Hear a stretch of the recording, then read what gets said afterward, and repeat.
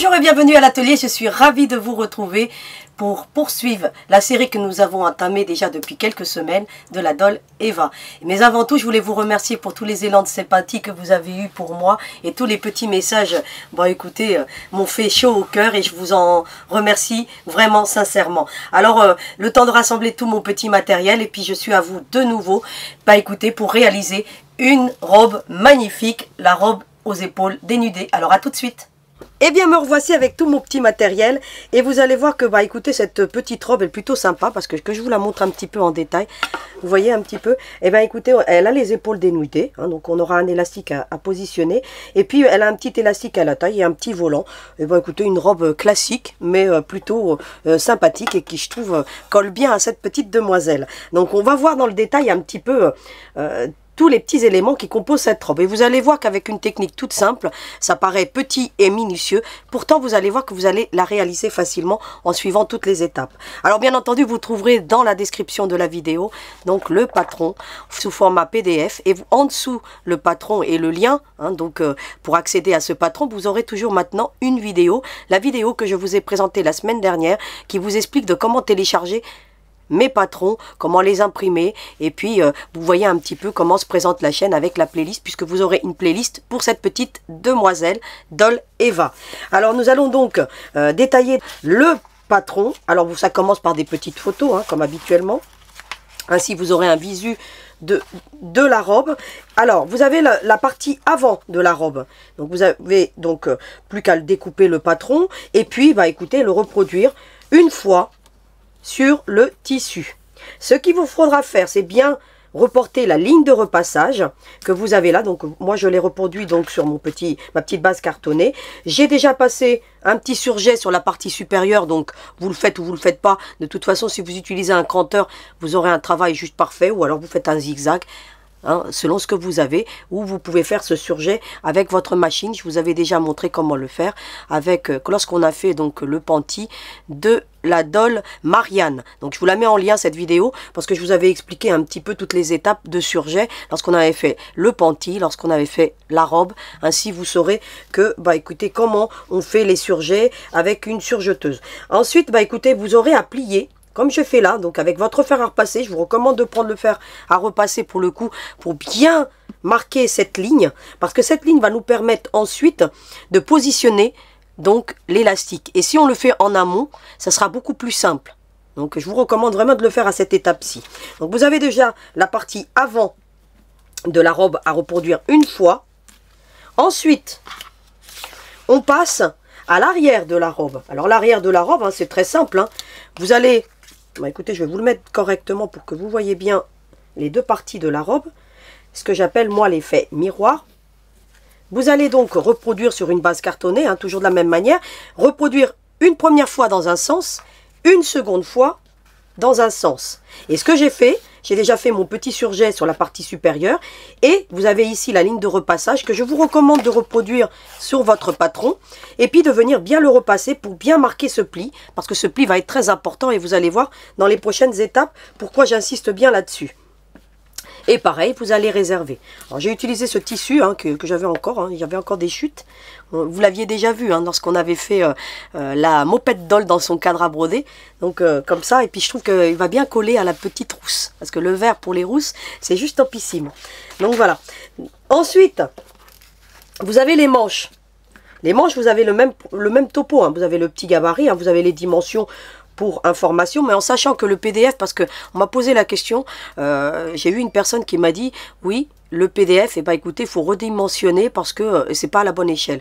Si, un PDF, justement, l'avantage d'utiliser le format PDF, c'est parce que ça permet de garder tout à l'échelle dans lesquelles je vous le présente. C'est-à-dire que vous n'avez absolument rien de touché. Si vous avez des problèmes d'impression, c'est à voir avec votre imprimante ou avec votre PC, mais normalement un format PDF, écoutez, ça ne déforme pas donc les patrons tels que je vous les présente. Donc ensuite, écoutez, vous allez prendre la manche de la même manière, hein, vous allez reproduire deux fois hein, donc la manche, hein, donc c'est un rectangle, hein, tout simplement. Et puis vous allez faire pareil, la ligne de repassage qui est très importante de reproduire. Et puis éventuellement celle de l'ourlet élastique, donc que vous pourrez marquer pour vous aider ensuite. Hein. Donc vous le marquez sur la partie inférieure, mais vous ne repassez que la partie supérieure pour ne pas le confondre ensuite les deux. Hein. Donc vous voyez, est bien marqué pour que vous puissiez ensuite coudre facilement tous les éléments. Donc on a la manche. Et bien sûr, il faudra prévoir de l'élastique. Alors je vous ai marqué tous les élastiques qu'il faut. Hein. Donc dans les patrons, vous avez par exemple pour l'encolure un élastique de 10 mm sur 18 cm de long. Donc vous allez voir après comment j'exploite tout ça. Et pour la taille, un élastique de 7 mm qu'on posera à 4 cm. Mais ça, je vous montrerai tout à l'heure. Et vous avez pour les manches pareil, je vous indique qu'il faut donc 2 élastiques de 70 mm d'épaisseur, enfin de largeur, hein, sur 7 cm de long, tout simplement. Ensuite, vous avez le petit volant. Alors je vous ai mis le patron pour le volant. Mais bon, voilà, vous pouvez très bien... le faire vous-même sans avoir à le découper, d'autant plus que là vous voyez ça un petit peu parfois lorsqu'on transforme en PDF, et ben écoutez, ça fait ce genre de choses, mais vous prenez votre règle, hein, vous continuez à le tracer, puis vous aurez sinon vous avez les longueurs totales. Cette bande de tissu fait 60 cm par 5 cm, ou vous faites un demi-plan et puis vous marquez doubler le tissu comme je vous l'ai présenté là, et vous obtenez ce genre de choses. Donc voilà, alors moi ce que j'ai fait, hein, j'ai fait un petit gabarit hein, de 30 cm par 5 et puis je suis venu le tracer, ça facilite plutôt que de couper une grande bande de 5 cm de long, parce que comme ça j'ai pas de gâchis sur mon tissu, ça me permet d'exploiter aussi toutes mes chutes lorsque je fais mes petits patrons comme ça. Et puis bien entendu comme ça j'ai déjà marqué mon milieu qui va me servir tout à l'heure pour faire la base volantée. Donc la base volantée de la robe, c'est ce que vous avez ici. Donc voilà, là on a les manches, vous avez vu, puis la partie avant et puis la partie arrière que je vous montre. Donc j'ai mis des petits snaps, parce que il va vous falloir des snaps aussi. Des snaps ou d'autres pressions à coudre, à vous de voir. Et puis bah écoutez, qu'est-ce que j'ai fait hein. Tac, mon demi-plan, et puis voilà, tac. Alors je vous ai pas marqué demi-plan, mais c'est un demi-plan. Hein. À partir du moment où je marque doubler le tissu, bah, c'est un demi-plan. Tout simplement, donc il faut le savoir. Et puis bah voilà, et tout ce qu'il faut pour cette petite robe, en réalité très peu d'éléments, puisque maintenant je vais vous retrouver dans la partie couture et on va assembler tous ces petites chutes de tissu. Alors à tout de suite. Eh bien me revoici avec tous les petits éléments et on va commencer justement par faire les manches. Alors les manches, vous avez vu, c'était 2 petits rectangles. On avait repassé donc la partie supérieure. Eh bien on va faire un petit tourlet. Alors je vous recommande de faire un petit tourlet de 5 mm en gros. Hein, donc vous voyez un petit peu comme ça. Et puis vous allez prendre un petit point large de 2,50 par exemple. Et puis vous allez faire un petit tourlet vraiment au plus proche, pour laisser suffisamment d'espace pour venir mettre ensuite un élastique. Alors vous voyez comme on fait. Hein. Et hop. Donc j'en fais une devant vous et puis pour l'autre, bah écoutez, ça sera le même topo. Et vous allez, comme ça vous allez bien le voir parce que j'ai pris un fil contrastant vert. Donc vous allez bien le voir, hein, ce que je suis en train de faire. Alors on y va. Et voilà ce qu'on obtient. Vous voyez, j'ai fait le petit tourlet, tranquille. Et puis j'ai toujours la partie supérieure qui est donc repassée. Et puis bah, maintenant, je vais prendre de l'élastique. J'ai donc un élastique, qu'est-ce que je fais? Je vais prendre une règle, alors je vous mettrai tout ce matériel en lien, hein, donc les règles Suezi, hein, qui sont juste topissimes, et qui sont pas très chères hein, finalement. Et puis vous allez faire un petit marquage à 7 cm hein, pour l'élastique, comme ceci. Faites une petite marque, hein, vous voyez, comme ça. Et vous allez prendre un passe-lacet, alors les passe-lacets je vous avais déjà montré, hein, il y en a plusieurs, hein. Donc là, il va falloir un petit étroit. Alors, je vous recommande de prendre l'aiguille. Hein. Alors, prendre l'aiguille, il faut que je la retrouve. Vous allez prendre l'aiguille. Hein. Alors, en fait, c'est un lot. Hein. Vous l'avez comme ça. Hein. Donc, je vous les avais déjà présentés. C'est de la marque Prime. Donc, je vous les mettrai en lien parce qu'ils sont bien pratiques. Celui que j'utilise le plus, c'est celui-ci. Mais là, en l'occurrence, vous aurez du mal à le passer parce que ça me semble un peu étroit. Ah bah non. Bon, écoutez, on va pouvoir l'utiliser. Je pensais que c'était étroit, mais ça devrait aller. Ce que vous faites, vous vous mettez ici dans la petite fente. Regardez. Vous voyez?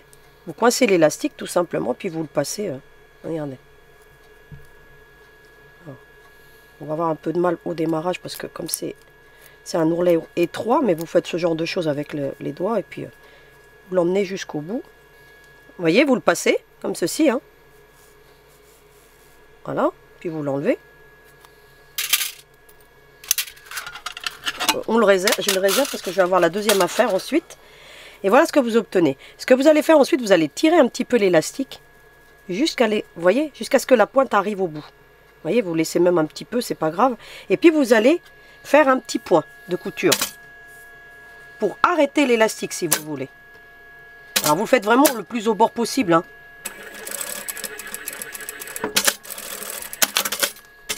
Voilà, vous voyez?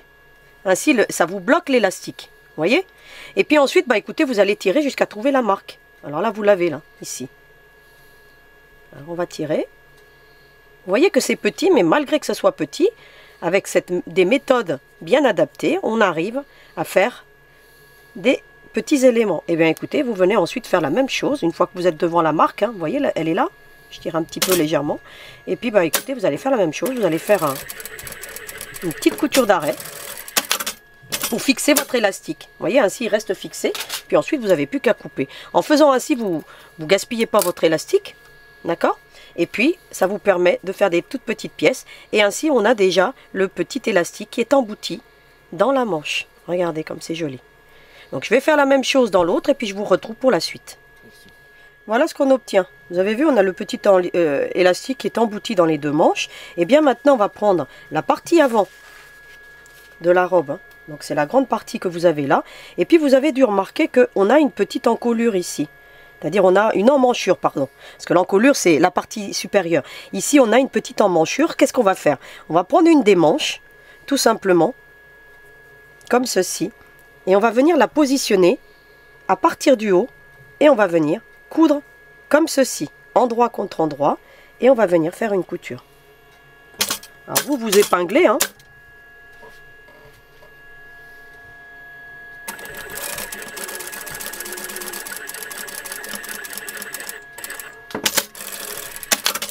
Vous voyez? Et j'obtiens ceci. Eh bien, je fais la même chose de l'autre côté. C'est-à-dire que je prends de nouveau ma petite manche. Je la mets endroit contre endroit. Je suis l'emmanchure de la robe. Et je viens coudre de la même manière. Et j'obtiens ceci. Je vous le mets à plat pour que vous voyez. Ensuite, je vais prendre les deux parties arrière. Et bien, ça va être le même principe, hein. C'est-à-dire que vous avez les deux qui sont en symétrie. C'est-à-dire que je vais en prendre une comme ceci. Vous avez ici, pareil, hein, l'emmanchure. Ici, vous avez une arête droite, hein. Et bien, vous allez faire pareil. Vous allez prendre la manche, endroit contre endroit. Donc après, je vous mettrai tout à plat pour que vous voyez bien. Alors, c'est une robe qui est très, très rapide à faire, hein. Vraiment, vous allez voir. Voilà. Après, je prends du temps à vous l'expliquer pour que vous ayez toutes les étapes, mais vous allez voir qu'elle est en rien compliquée et ça a beau être tout petit, et ben ça se fait très très bien.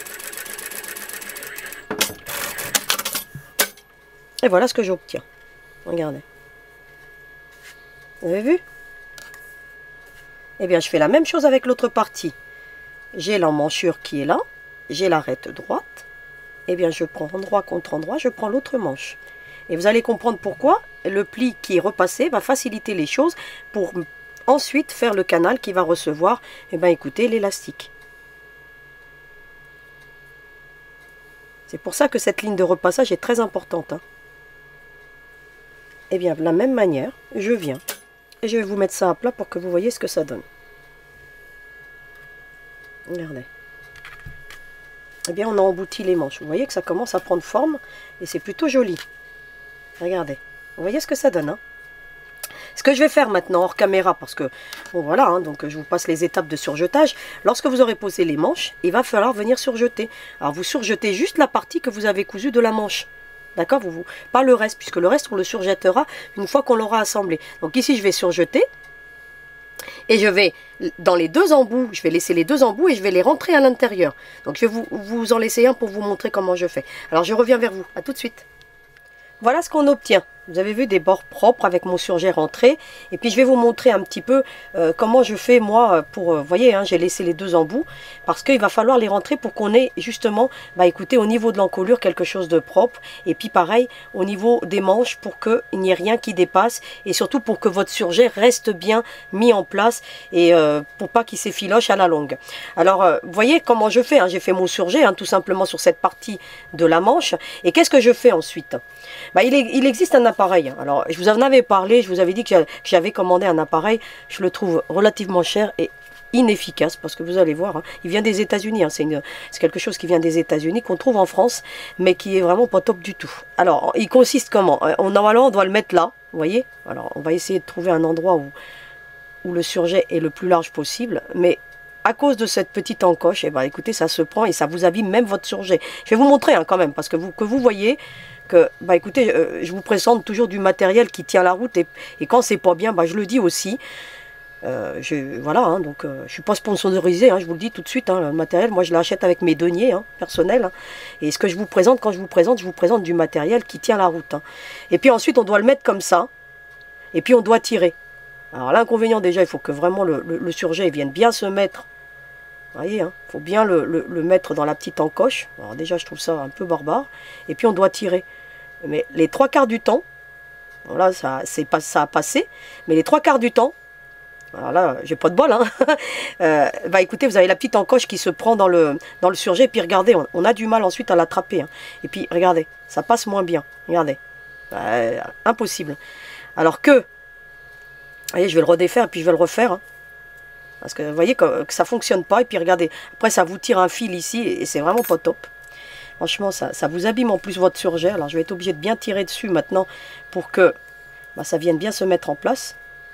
Eh bien, quand on le fait avec l'aiguille, je vais vous montrer de l'autre côté je vais le rentrer après hors caméra parce que là je vais avoir du mal. Eh bien vous tirez comme je vous avais montré, vous avez vu? Vous allez égaliser un petit peu les pointes, hein, et vous allez rentrer ça dans une aiguille et vous allez voir que là, en l'occurrence, eh ben, c'est beaucoup mieux. Prenez une grosse aiguille, hein. Donc moi j'ai pris une aiguille vraiment épaisse. Alors si vous en avez à tapisserie, hein, sans bord, hein, c'est encore mieux, parce que ça évite de... Et puis vous allez choisir le côté où c'est le plus large, hein, où votre surjet est le plus large, et puis vous allez le rentrer sans prendre le tissu. Et vous allez voir que là, en l'occurrence, ça rentre tout seul. Regardez. Vous voyez? Vous prenez pas le tissu surtout, hein. Juste les fils. Hein. Donc là, moi, j'ai les bras tendus, puis je vois pas bien clair. Mais voyez ce que ça donne. Hein. Et puis vous allez tirer. Et là, vous allez voir que ça passe tout seul. Regardez. Vous avez vu? Sans aucune difficulté. Et puis ensuite, il ne vous reste plus qu'à venir couper l'embout. Hein. Voilà. Vous voyez ce que ça donne. Et là, j'ai eu du mal, et puis ça a tiré même le fil. Et vous voyez qu'il n'est pas top. Hein. Je vous avais dit que je vous le présenterais. Je regrette de l'avoir acheté, parce qu'en plus, ils viennent par deux, et en plus, c'est très cher. Hein. Franchement, ça vaut pas le prix. Hein.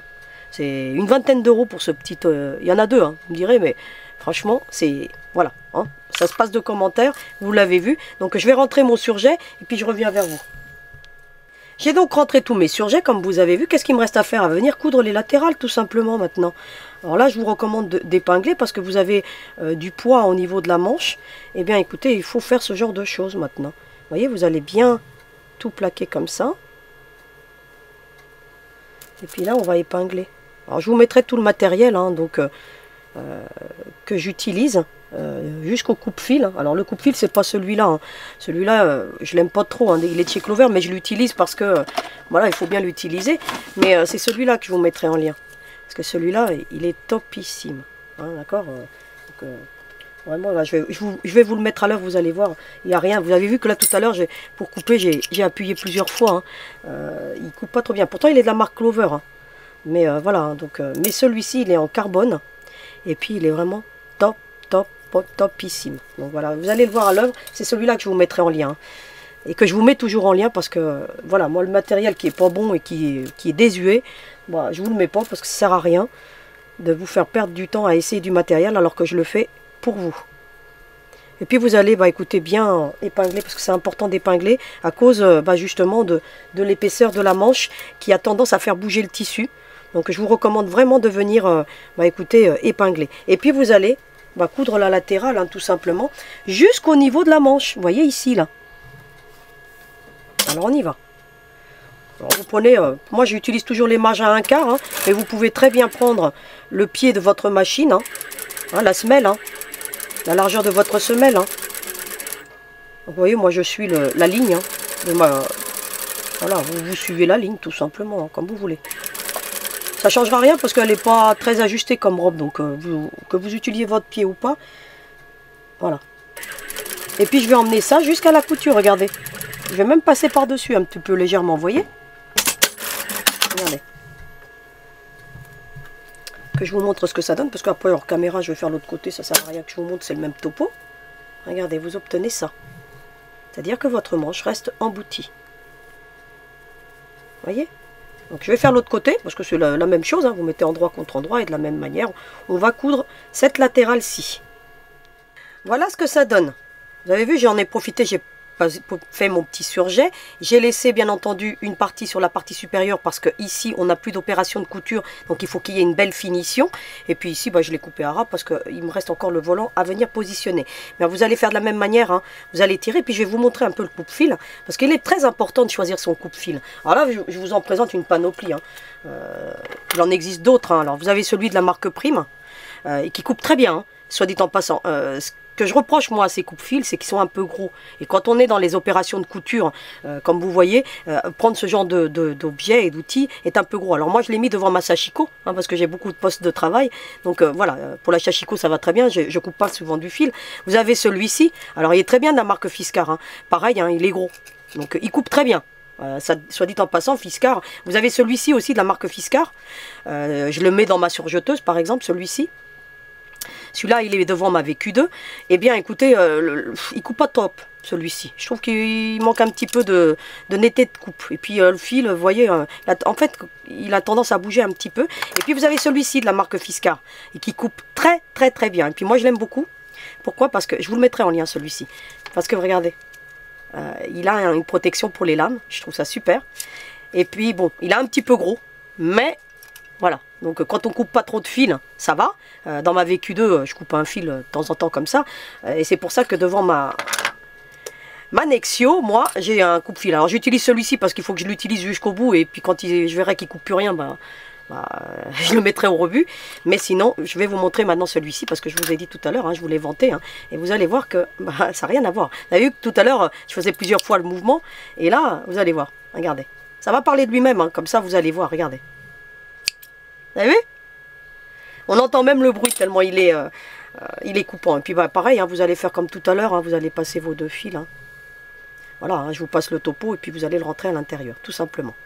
J'ai donc passé mon surjet et je vais vous remontrer hein, comment il coupe, hein, parce que je vous montre quand même. Vous voyez, regardez. Là, il va y avoir plusieurs épaisseurs de fil. Regardez un petit peu. Vous avez vu? Et le bruit qu'il fait, hein, c'est juste phénoménal. Pour moi, c'est le must du coupe-fil. Donc voilà, hein, donc, de chez Clover, il est topissime. Alors je l'ai de côté, hein, mais voilà, parce que je veux finir celui-ci. Voilà, quand on achète du matériel avec ses propres deniers, on les emmène jusqu'au bout. Hein. Donc voilà, donc je voulais quand même vous parler des coupe-fils, parce que les coupe-fils, c'est super important dans un atelier, parce que c'est l'outil qu'on utilise le plus souvent. Donc voilà, voilà, moi je voulais vous présenter ma petite panoplie de coupe-fils. C'était super important de vous les montrer. On a donc le corps de la robe qui est donc quasiment terminé. Qu'est-ce qu'on va faire maintenant? On va faire ce fameux ourlet qu'on a repassé, tout simplement. Alors qu'est-ce qu'on fait? Eh bien, on vient plier, tout simplement. Et puis, on va venir le coudre. Et vous allez comprendre pourquoi le fait de repasser facilite la chose. Parce que vous avez vu qu'il y a des courbes. Et si on n'avait pas repassé en amont, eh bien, on aurait eu des difficultés. Eh bien, là, en l'occurrence, bah, écoutez, vous allez voir que ça va tout seul. Eh bien, qu'est-ce que je fais? Hop, je viens. Et je viens faire une couture. Alors si vous avez du mal à coudre, je vous recommande de prendre un fil ton sur ton. Donc là, moi, il va être contrastant. Voilà. Hein. Parce que j'ai utilisé le même vert que le foncé.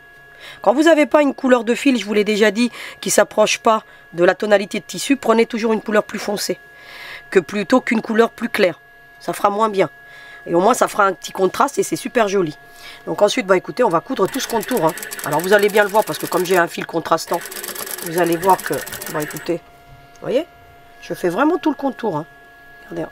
Et puis le fait d'avoir repassé, bah, ça facilite bien la chose parce que vous voyez que là, bah, ça tire légèrement en plus avec l'élastique.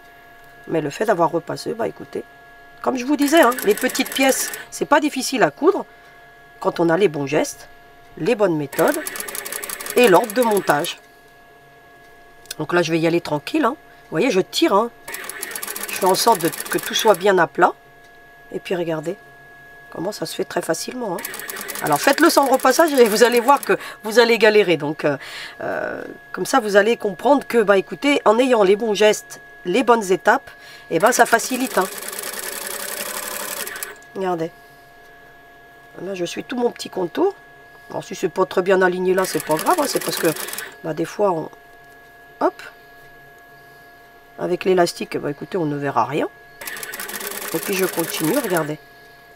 jusqu'au bout. Alors j'y vais doucement, hein, faites pas de vitesse parce que sinon vous allez mal coudre et ce serait dommage de redéfaire. Hein, parce que c'est toujours désagréable de défaire. Hein. Vous voyez là, hop. Bien tendre l'ouvrage. Et puis on va emmener la couture jusqu'au bout.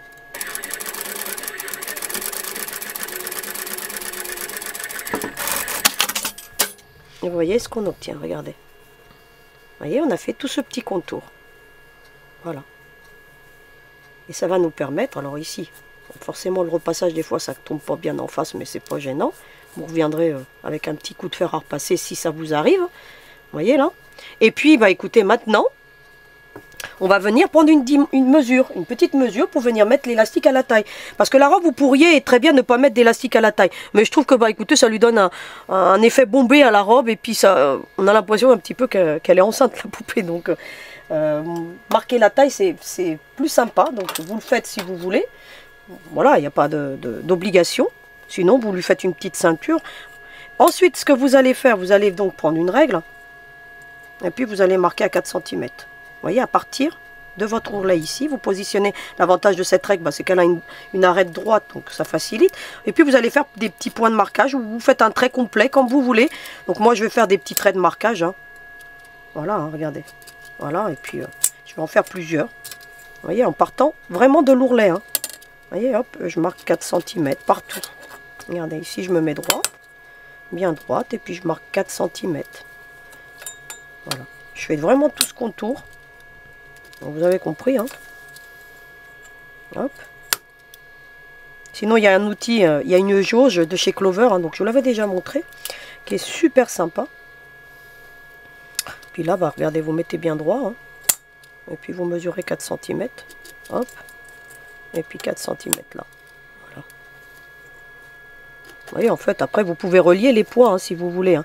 Si vous avez des difficultés, vous reliez les points, et puis, regardez, hop, hop, hop, vous voyez, hein. Faites comme ça. Et puis ensuite, bah écoutez, on va prendre l'élastique.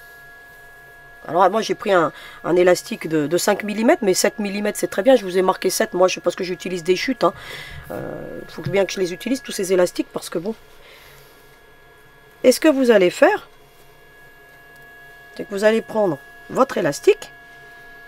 Alors, je vais vous montrer comment on pose un élastique sans le petit outil, vous savez, l'appareil à tressage, lorsqu'on avait fait la Doll Marianne et tout, je vous avais montré comment on positionne des élastiques et tout, sur les pentilles et tout, avec le pied tressage. Mais là, vous pouvez aussi le faire sans pied tressage, hein, poser un élastique, vous allez voir, avec un point droit en plus. Hein. Alors, je vais essayer de me mettre bien. Alors, vous mettez l'élastique au milieu de votre trait, hein. Regardez. Donc là... Hop, moi il est un petit peu étroit mon élastique. Plus l'élastique est étroit, plus c'est difficile à travailler, ça va de soi. Hein. Vous voyez, vous faites une marche arrière. Voilà, vous amorcez donc votre élastique. Et puis ensuite, vous allez faire une légère pression. Regardez, sur votre élastique. Et puis vous allez continuer à coudre. Regardez, faites une légère pression. Regardez, vous suivez votre trait. Et puis voilà. Vous ne le tendez pas au maximum, votre élastique. Vous le tendez, regardez. Hein, mais pas au maximum non plus. Hein. Hop.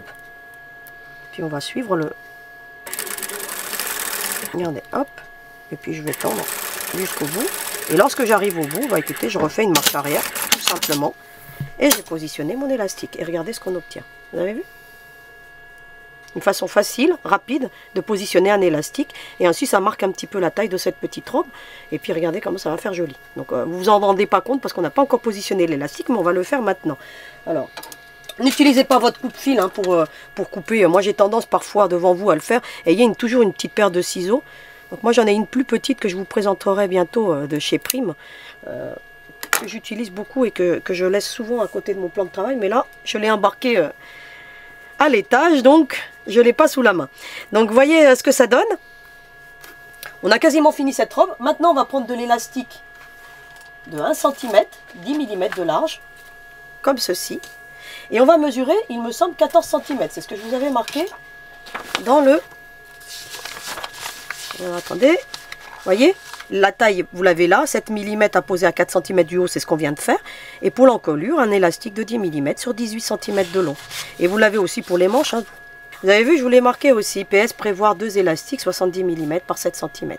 Je vous mettrai toujours tous les détails dans les patrons. Et puis, je ne vous avais pas montré tout à l'heure, mais vous avez un petit peu les fournitures qu'il faut. Hein, donc, voilà, hein, donc les pressions snap ou des scratchs ou des pressions à coudre, les épingles fines, du fer. Mais vraiment le basique du matériel, parce que bien sûr, il faut la machine à coudre, il faut des aiguilles, il faut tout ça. Hein. Donc, je vous passe le topo de tout le matériel, vraiment dans le détail. Hein, je mets juste l'essentiel. Une fois qu'on a fait ça, eh ben, on va prendre l'élastique, hein, comme je vous disais. Et puis, bah, écoutez, on va faire comme tout à l'heure. On va mesurer 18 cm, hein, c'est ce que je vous ai mis. Hein. Donc, alors, vous prenez votre élastique. Hop, vous venez faire une marcation à 18 cm. Comme ceci. Respectez hein, les longueurs que je vous donne parce que je les ai calculées pour que justement vous ayez un beau rendu et que vous n'ayez pas à vous tracasser sur quelle longueur il vous faut. Eh bien écoutez, vous allez faire, là je vous présente celui-ci, hein, donc c'est un passe-lacet, tout à l'heure on a vu les autres. Maintenant on va prendre celui-ci parce que c'est beaucoup plus large et ça vous permet de maintenir l'élastique bien droit. Alors, vous le mettez bien au bord, hein, c'est mieux comme ça. Hein. Ne mettez pas de trop parce que sinon après ça vous gêne et puis vous avez plus de mal à le passer dans le canal. Hein. Vous allez faire en sorte de passer tout et que ça passe bien droit pour que votre élastique reste le plus droit possible. Puis vous allez faire tout le tour. Regardez. Alors c'est un petit peu difficile parce qu'il y a des arrondis, il y a des courbes. Puis vous allez le tirer, vous voyez, droit. Vous voyez, regardez. Vous voyez, il reste droit. C'est important qu'il reste droit.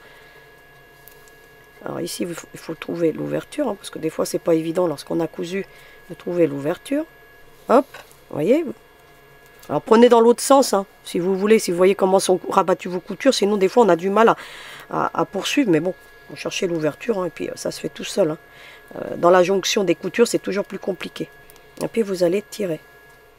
Voilà ce que ça donne. Hein, donc, j'ai passé l'élastique. Si vous avez du mal avec celui-ci, parce que des fois, la modelette, elle peut coincer un petit peu dans les jonctions. C'est ce qui m'est arrivé d'ailleurs là. Bah, vous prenez l'autre, hein, celui-ci. Hein. Puis là, ça passe tout seul par contre. Hein, parce qu'on a cette épaisseur-là parfois. Vous voyez cette petite rondelle qui a du mal à passer dans les jonctions ici. Vous voyez les jonctions de couture. Ce qui vient de m'arriver d'ailleurs.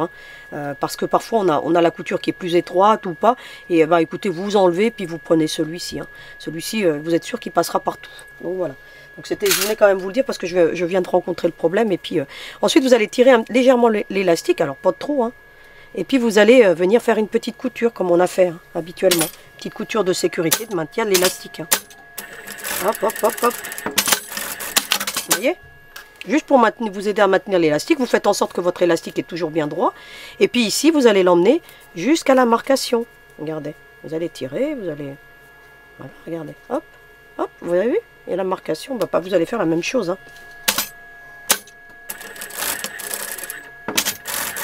Puis vous allez prendre une petite paire de ciseaux et puis vous allez couper votre élastique. Et ainsi, vous voyez, vous n'avez pas de gâchis avec les élastiques en faisant ainsi. Hein.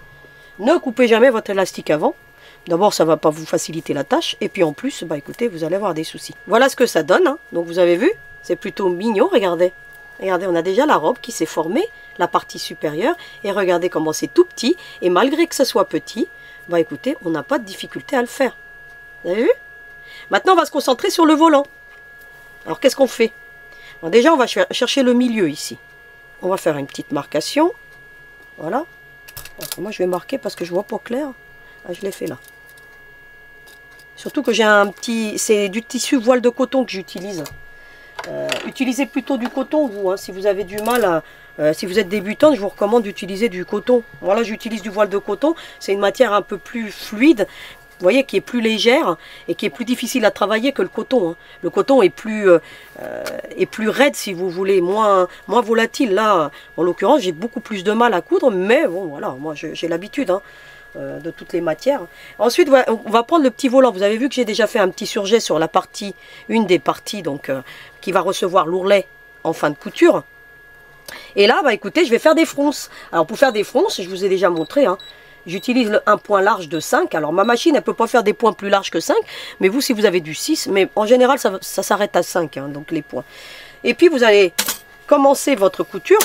Alors vous allez bien le voir parce que... Et puis vous n'oubliez pas une marche arrière. Alors là, moi, j'insiste sur la marche arrière. Vous voyez, je retourne en arrière pour éviter que ça s'enlève. Et puis, bah écoutez, je fais ma couture. Hein. Hop, j'y vais jusqu'au bout. En bout de course, je lève mon aiguille, je lève mon pied et je tire sur les deux fils et je coupe. Alors vous voyez, celui-là il coupe moins bien, vous avez vu? Je m'y suis pris à 2 fois. Hein. Comme ça, vous avez... vous pouvez comparer, on peut comparer le matériel et puis être toujours objectif quand on présente du matériel. Moi j'aime ça, hein, donc la transparence, ça fait partie d'une de mes valeurs. Hein, donc moi voilà, si c'est pour bien je vous le dis, si c'est bien je vous le dis. Donc voilà. Ensuite, bah écoutez, vous allez, pareil, hein, faire une deuxième ligne. Alors là, forcément la marche arrière elle s'est pas enclenchée, c'est normal. Et puis bah écoutez, hop, alors, on enlève tous les...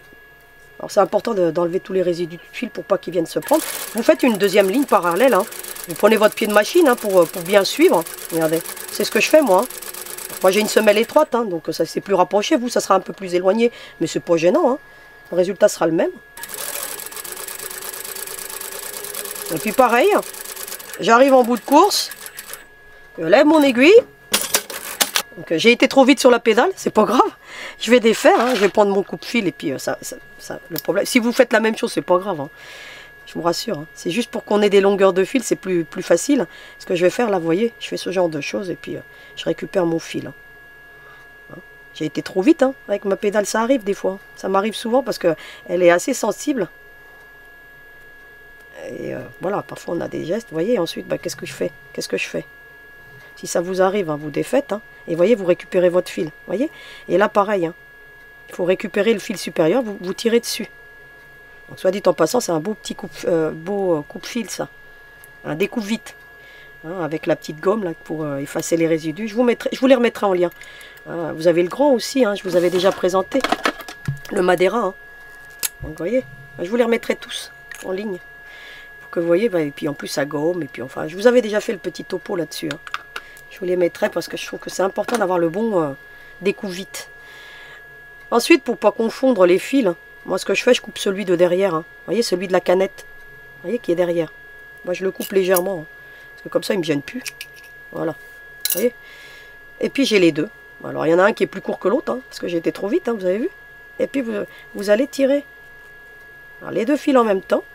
Légèrement. Hein, ne tirez pas. Sinon, vous allez les casser. Ça serait dommage. Ah, si vous les cassez, vous recommencez, hein, vous me direz. Parce que ça se découpe en plus très bien, ce genre de fil, parce que comme c'est des points larges, et puis vous allez... le fait d'en faire deux, bah, ça facilite les fronces, et puis bah, comme ça, s'il y en a un qui casse, il vous en reste un deuxième. Mais, sachez que ça facilite d'en avoir deux. Vous voyez, vous obtenez des plus belles fronces. Alors, vous avez déjà le milieu hein, de votre bande, alors je ne sais plus où elle est. Alors, je vais le chercher. Il faut chercher le milieu. Parce qu'on va avoir besoin du milieu pour répartir les fronces. C'est toujours important. Vous voyez, il est là. Alors, ce que je vais faire, moi, je mets toujours une petite épingle pour m'indiquer. Vous voyez, voilà. Bon, ainsi, je sais où est mon milieu. Et puis, bah, écoutez, vous allez tirer vos fronces. Vous allez les répartir. Alors, ça se répartit très bien parce qu'avec deux fils, bah, comme je vous dis, hein, vous voyez ce qu'on obtient. Alors, c'est légèrement volanté. Hein. C'est voulu. Alors, si vous voulez plus de volant, bah, vous augmentez la longueur. Au lieu de 60, vous mettez 70 ou 80, comme vous voulez. Moi, je trouvais que 60, c'était un bon compromis parce que je ne voulais pas que ça se volante de trop. Voilà. Ensuite, bah, écoutez, vous allez faire en sorte, vous allez positionner milieu contre milieu. Vous voyez, comme ça. On a déjà vu hein, comment on fait ce genre de choses. Hein. Puis vous allez mettre une petite épingle. Vous allez prendre les extrémités. Alors les extrémités, il faut les laisser toujours droites. Hein. Ici, je vous ai dit, hein, quand on fait des fronces, il faut laisser les extrémités légèrement droites pour que, bah écoutez, lorsqu'on va fermer la robe, les plis ne vous gênent pas. Et puis vous allez prendre. Alors je vous remettrai pareil les épingles, parce que lorsqu'on fait des fronces, des épingles fines, eh ben, c'est l'idéal. Je vous remettrai tout ce petit matériel. Je vous remettrai même, tiens, le petit truc qui va bien, parce que regardez, ça vous permet de mettre vos canettes. Alors moi, j'y mets mes canettes vides, parce que les canettes pleines, je vous avais déjà montré, je les mets dans ces genres de petites choses de chez Clover. Parce que ça arrête le fil, donc c'est mieux que ça. Parce que ça, si vous mettez des canettes pleines, l'inconvénient c'est que vous allez avoir des fils partout, ça va se prendre aux épingles, c'est pas top. Donc pour mettre les canettes vides, moi je trouve ça plutôt pas mal. Alors moi, mon industrielle, elle utilise des canettes en aluminium. Hein. Donc voilà, c'est des canettes spéciales. Et puis vous avez ce petit outil, hein, je vous avais déjà présenté aussi pour mettre les canettes sur vos bobines. Hein. mettez là et puis vous mettez sur votre bobine de fil après. D'accord? Donc vous avez, voilà, parce que comme j'en ai un là sous la main, vous avez toujours la petite cale. Hein. Puis j'ai mon petit, voilà. Voilà. Hop. Je trouve qu'il est pas mal ce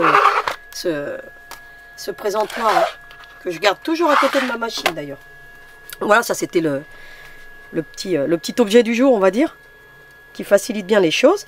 Et puis bah écoutez, vous allez faire la même chose de l'autre côté. Vous allez faire en sorte que tout ça, ça se corresponde et ça se maintient. Alors vous, les fils, hein, essayez de les maintenir vers le haut pour pouvoir tirer ensuite. Hein. Alors endroit contre endroit, hein, ça va de soi. Hein. Voilà ce que j'ai fait. Hein. Donc j'ai mis 2 épingles au bout. Hein. Vous pouvez même en mettre une 3e, hein, pourquoi pas. Hein. Parce qu'il faut que, absolument qu'ici ça reste droit, hein, que ça soit pas, qu'il n'y ait pas de fronce hein, sur les extrémités. Hein. Et puis bah écoutez, vous voyez un petit peu hein, endroit contre endroit, hein, c'est très important, hein, parce que sinon, faites pas comme moi les 3/4 du temps, des fois je fais pas attention, puis je mets envers contre endroit et puis ça le fait pas après. Hein. Donc puis vous allez, bah écoutez, tirer sur vos fils, répartir vos fronces. Hein. C'est ce que je vais faire maintenant hors caméra parce que vous avez compris le principe. Il faut que tout vienne correspondre et puis vous allez mettre des petites épingles. Et puis voilà, hein, juste pour maintenir un petit peu. Et puis après, il ne nous reste plus qu'à venir coudre. Alors des fois, vous avez des petits écarts ici, c'est pas gênant. Hein. Vous venez bien répartir vos fronces, c'est très important. À plus ou moins, hein, donc si c'est pas tout à fait bien réparti, c'est pas gênant non plus. Parce que ça se verra pas, vous verrez. Et puis vous mettez des petites épingles un petit peu partout. La robe, elle est quasiment terminée. Hein. Parce qu'après ça, bah, on a juste à fermer la robe. Et puis et voilà. Vous voyez, j'essaye de tout bien répartir, regardez. Voilà. Et je fais correspondre tout simplement. Regardez, vous voyez ce que ça donne. Et puis ensuite, bah, qu'est-ce que je fais? Bah, je viens coudre. Hein.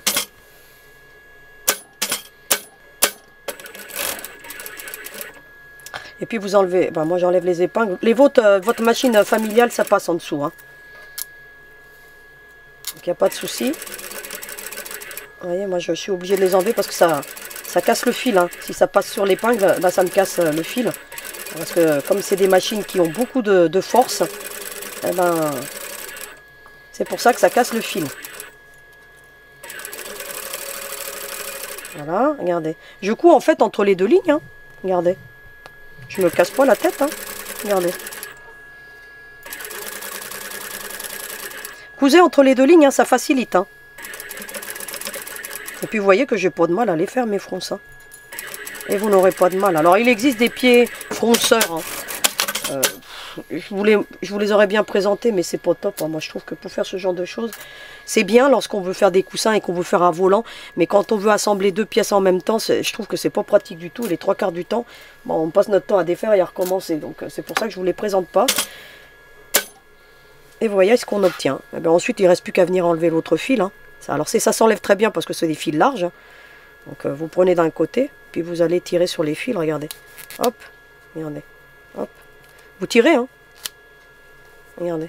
Ça vous enlève quasiment tous les fils, et puis après vous n'avez plus qu'à... Regardez. Hop. Ça s'enlève très très bien. Donc je le ferai hors caméra après, hein, donc, parce que c'est vraiment quelque chose qu'on fait très bien. Ce que je vais faire maintenant, parce que je vais aller le faire hors caméra, c'est que je vais passer un surjet sur toute la latérale qui est ici. Mais avant de passer sur la latérale, je vais passer un surjet ici. Vous voyez sur le petit volant qui est là. Je vais venir avec ma surjeteuse. Je fais un premier surjet ici. Et ensuite, sur les 2 latérales. Alors je fais ça hors caméra, puis je vous montre le résultat. Voilà ce qu'on obtient. Alors j'ai donc fait mon premier surjet ici. Ensuite, j'ai fait les latérales. J'ai laissé dépasser donc un bout de surjet, puis je l'ai rentré à l'intérieur aux 2 extrémités pour avoir des bords propres. C'est très important de faire. Hein. Donc vous les laissez, vous les rentrez à l'intérieur. Ainsi, vous avez toutes les étapes de surjet. Voilà ce qu'on obtient. J'ai fait en sorte aussi que vous voyez qu'ici, voyez le surjet qui ici, là, eh bien, qui reste bien vers le haut. Pourquoi? Parce que maintenant, je vais faire une couture, si vous voulez. Eh bien, je vais retourner mon ouvrage. Pour que le volant, parce que si vous ne faites pas cette couture, regardez le volant, il va toujours se soulever. Et en faisant une petite couture ici sur la base, de façon à ce que le surjet soit bien à plat. Alors moi je le fais dans ce sens-là, mais vous pourriez le faire dans l'autre. Mais comme ma machine fait des cafouillages avec la canette, ce qui est normal, hein, donc pour une industrielle, et bien écoutez, je vais venir faire une petite couture comme ça, toute simple. Alors je vais mettre un point large de 2,50 par exemple. Et puis bah écoutez, je vais venir, regardez, faire cette petite couture comme ça, en faisant en sorte que mon surjet soit bien vers le haut, pour que mon volant reste ensuite vers le bas. Et puis je viens, je continue, je fais ma petite couture. Alors j'y vais tout doux, hein. Vous voyez, hein. Je tends bien mon tissu. Regardez. D'autant plus que moi j'ai un tissu un petit peu compliqué à coudre. Le voile de coton est plus compliqué à coudre. Donc, mais ça fait un super rendu, hein. C'est un tissu qui est très beau. En plus, il est légèrement froissé. Je trouve ça qu'il est super beau, ce tissu. Je ne l'ai plus retrouvé, hein, d'ailleurs. C'est dommage, hein. Alors, il me restait une chute. Parce que j'avais fait des compositions florales, moi. Je l'avais utilisé pour faire des feuilles dans mes compositions florales. Et il me restait juste un petit bout de chute. Et ben, je trouve que pour faire une robe, c'est super joli. Vous voyez la couture que j'ai faite, là. Et regardez, ça me l'a mis bien vers le haut, hein, ça l'a plaqué bien vers le haut. C'est pour ça que j'ai fait attention à ce que mon surjet, ici, le surjet soit vers le haut. Et voilà ce qu'on obtient. Donc faites là cette couture parce que vous voyez, ça change tout et puis ça permet au volant de rester bien droit. Ensuite, qu'est-ce qu'on va faire? Rien de compliqué, hein. On va tout simplement mettre la robe endroit contre endroit. On va fermer cette petite parallèle, là. Puis on va faire une couture ici. Alors pareil, je vais remettre mon point à 2 pour avoir des coutures serrées. Et puis je vais faire une couture, vous voyez, je vais laisser, je sais pas moi, 3-4 doigts là, ici, là, vous voyez, un petit peu, hein. Je vais faire une couture parallèle. Alors vous épinglez si vous voulez, moi je vais faire ça à la va-vite. Et puis je vais faire une couture. Et je vais l'emmener, regardez, jusqu'à laisser 4 doigts environ, regardez. Hop, vous voyez, hop, je vais m'arrêter là. Hop. Vous voyez, pour laisser une ouverture comme ça. Puis bah, maintenant, on a quasiment fini la robe, hein. Il ne nous reste plus qu'à faire un petit ourlet sur la base. Alors, pour faire l'ourlet dans la base, vous allez faire un ourlet étroit. C'est-à-dire que vous allez faire comme ça. Vous voyez, un petit ourlet étroit tout le long. J'ai donc terminé la robe hors caméra, mais je vais vous expliquer très rapidement parce que j'ai encore les gestes un petit peu fébriles. Ce que j'ai fait, la première chose à faire, c'est de venir écarter ici cette couture. Vous avez vu un petit peu ici, là. Et vous mettez une épingle vraiment, vous voyez, je l'ai mis à 2 cm hein, de l'ouverture pour que ça facilite la chose. Et puis ensuite, j'ai mis des épingles ici tout le long pour maintenir l'ourlet. Et puis je suis venue le coudre comme ça. Vous voyez, j'ai cousu là tout le long. Et puis après, j'ai pivoté ici. Je suis venue faire une petite arête ici. Je suis revenue ici. Alors, je fais attention de ne pas que tout le reste se prenne. Hein. Donc, quand je couds, vous voyez, je mets comme ceci. Et puis, je viens coudre tout le reste. Bien entendu, j'ai mis des épingles aussi de ce côté-là. Ensuite, j'ai mis les pressions. Alors, les pressions, je vous donne un petit indicateur. Hein. Vous voyez ici. Donc, j'ai donc mis la pression mâle. Et puis, écoutez, pour que ça vienne ensuite s'emboîter correctement comme ça. Hein. Regardez. Voilà. Et puis, ici, je l'ai mis au niveau de l'élastique. Vous avez vu ? Pour que l'élastique, ça permette de bien tendre la taille si vous voulez. Donc 2, ça suffit, hein. N'en mettez pas plus. Hein. L'idéal, c'est les pressions snap. Après, vous pouvez mettre des pressions à coudre. Et puis, bien entendu, si vous avez du mal à percer, le petit objet de chez Clover qui va bien pour juste amorcer un petit peu. Ne percez pas jusqu'au bout, hein, juste à ce niveau-là, pour que vous puissiez bien emboutir. Et puis, pareil, hein, je vous remettrai le kit de démarrage avec les pressions snap. Vous avez déjà une belle panoplie. Et puis, la pince Vario. Avec sa petite pochette, hein, sa petite mallette hein, qui va bien. Donc, vous avez vu. Et puis vous avez cet outil, hein, donc souvent je ne vous le montre pas. Hein, la pince Vario, donc pour mettre les snaps, ce sont ces embouts là. Et puis regardez, pour les enlever, vous avez cet outil, hein, que vous sachiez à quoi ça sert. Pour venir ensuite les ranger, écoutez, dans votre petite mallette hein, qui va bien, regardez, hop. Vous enlevez tout simplement, et puis vous venez. Et puis vous n'avez plus qu'à ranger votre petite pince. Vous avez ici des petites pochettes hein, pour venir mettre tout le petit matériel. Hein, vous voyez, moi ici j'ai encore un embout là. Et voilà. Donc vous voyez, comme ça vous pouvez ranger. Je vous mettrai tout en lien, absolument tout, pour que vous puissiez retrouver le matériel. Et surtout que, écoutez, la pince Vario de chez Prime, elle est top. Alors maintenant on arrive à la partie plaisante. Donc c'est de venir. Alors la pression, il faut savoir hein, qu'avant de les donner, faites plusieurs fois le mouvement parce que moi je viens de les positionner. Et, vous voyez, faites ce genre de... Tirez pas dessus hein, au premier abord tout de suite parce que sinon vous allez les arracher. Hein. Je vous parle d'expérience. Il faut vraiment qu'avant de donner à l'enfant, vous fassiez plusieurs fois la manipulation parce que sinon vous allez, comme je vous le dis, les arracher. Et puis après, vous n'aurez plus qu'à recommencer. Hein. Puis, écoutez, la partie plaisante, hein, une fois qu'on a fini, une création, écoutez, c'est de venir habiller la poupée. Et vous allez voir que, écoutez, moi je la trouve plutôt jolie en vert. Tout à l'heure, je vous mettrai, pour le petit mot de la fin, les 3 poupées côte à côte pour que vous voyez ce qu'on obtient en utilisant des tissus différents. Puis ensuite vous l'arrangez. Hein. Et puis bah écoutez, hop. Vous voyez, elles sont encore un petit peu dures mes pressions. Et puis je vais pas oublier d'enlever l'épingle, surtout sinon je vais lui piquer les fesses. Elle va se mettre à crier et puis à riposter. Hein. Donc voilà. Hein. Vous voyez ce que ça donne? Et ben voilà, elle est plutôt jolie, elle est parée pour aller, je sais pas moi, sur la plage. Hein, donc on lui fera des sacs. Hein, donc c'est une poupée qu'on va suivre, hein, d'accord. Et puis bah, écoutez, on lui fera des tas d'accessoires dans les jours à venir, les semaines à venir ou les mois à venir. Donc en fonction donc, des créations que je vous présenterai. Donc je vous retrouve pour le petit mot de la fin. Alors à tout de suite. Eh bien, vous avez devant vous les 3 demoiselles parées pour aller à la plage. Et puis, bah, il en reste le petit sac de plage. Mais ça, bon, écoutez, on en fera des sacs. Hein, parce que c'est une petite demoiselle, comme je vous ai dit, qu'on va suivre. Alors, la semaine prochaine, il nous reste 3 robes à faire. Donc, soit on fera une des 3 robes, soit, eh bien, écoutez, on fera la petite valise. Je suis encore en train de travailler. Donc, j'ai terminé la technique de patchwork. C'est un patchwork inversé. Et vous allez voir que le résultat est plutôt romantique et étonnant. Donc, tout ça, on le verra dans les prochaines vidéos. Il ne me reste plus qu'à vous souhaiter une très belle semaine, de vous remercier pour tous les petits mots sympathiques que j'ai reçus. Et j'y répondrai très bientôt. Et en attendant de vous retrouver, vous n'oubliez surtout pas, hein, à vos aiguilles!